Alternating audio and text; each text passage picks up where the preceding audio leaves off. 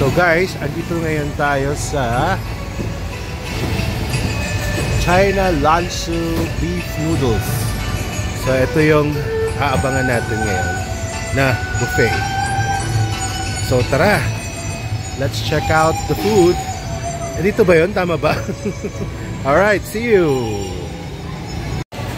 And guess how much ang aming bill?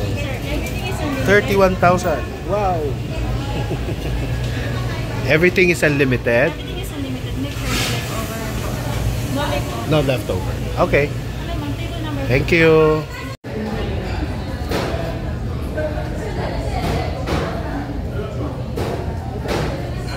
At katatapos lang natin kumain sa China noodles.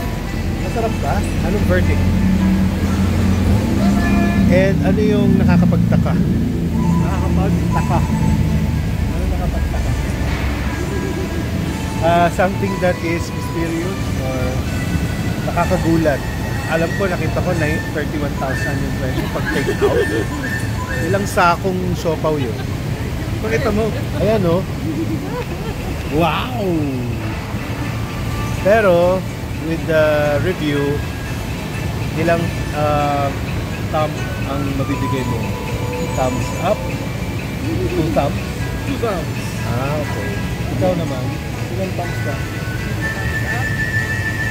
Tatlo. Ako, dahil nag-enjoy ako sa chicken feet, nakadalawang bowl ako, at binayad ko magkano? Magkano per head? 31,000. Sa 31,000, parang masyadong mahal.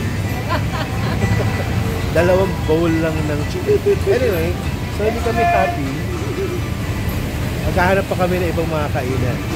Kasi parang galit yung mga kasama ko. Diba? So, kitang-kita naman sa mga pangangatawan nila. So, bye! See you and join us as we walk through Binondo.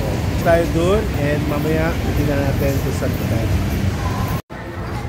And we're now entering Binondo. Kaya ang famous na simbahan. This is the historic Ongpin Street. Kung saan makikita natin ang iba't ibang tindahan na nagpapakita ng kultura, ng pagkain at tradisyon ng Binondo.